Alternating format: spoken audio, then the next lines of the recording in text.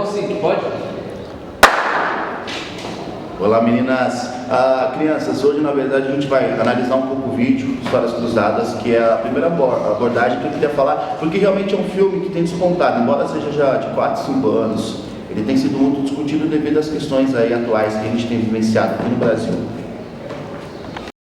Bom, com relação ao filme Histórias Cruzadas, que retrata a vida de empregadas domésticas nos Estados Unidos, a gente pode fazer uma análise interessante, né, como eu estava dizendo, com relação ao que acontece aqui.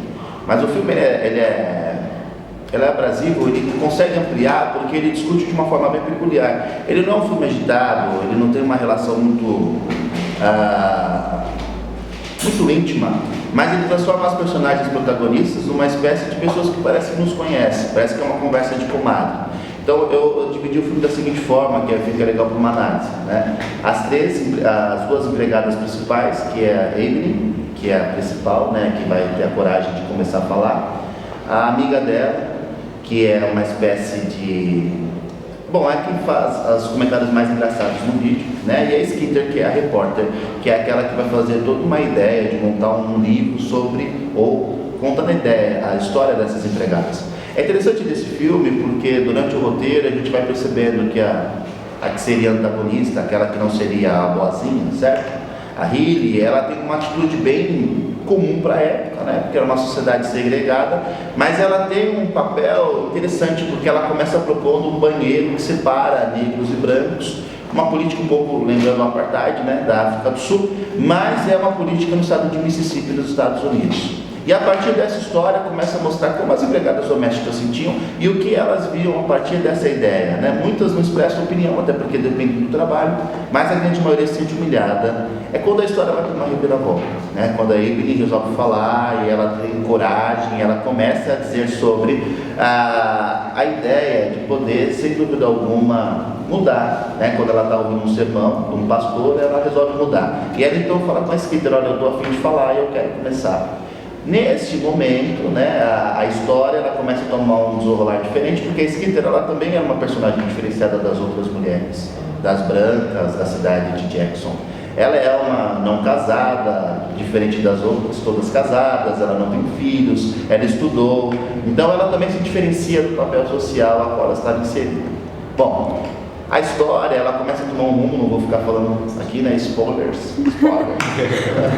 Mas ela começa a tomar um rumo no momento em que as empregadas domésticas elas percebem que esse livro pode mudar a vida delas, e todas resolvem falar, e faz com que a fala delas quebre um paradigma de Jackson, porque o filme ele não vai abordar muito a violência, e vai relatar obviamente 2 casos de violência, mas ele não vai abordar muito a violência porque ele se prende realmente à história das protagonistas. E no momento que a história ela realmente vira um livro, ele cria assim, um sucesso enorme, inclusive na cidade.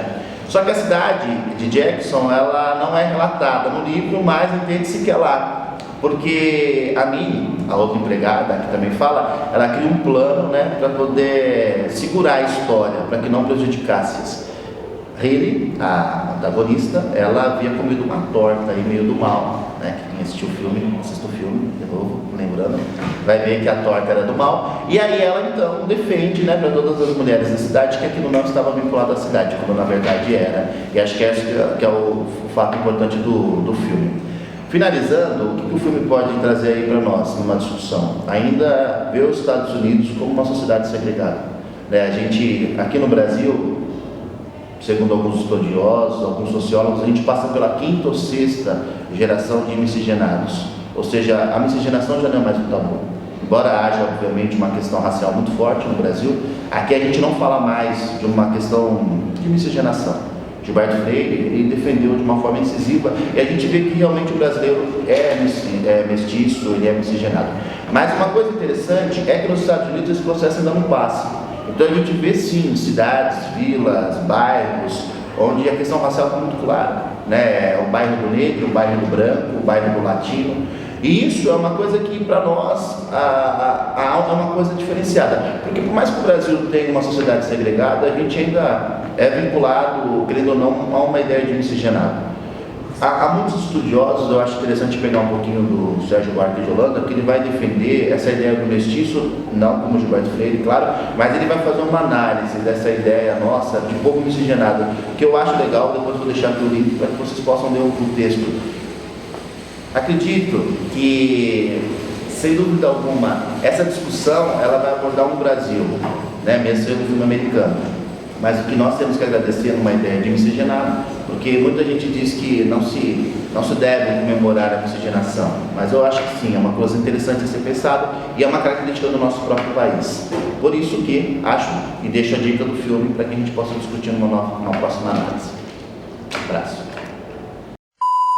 5, 4, 3, 2, 1.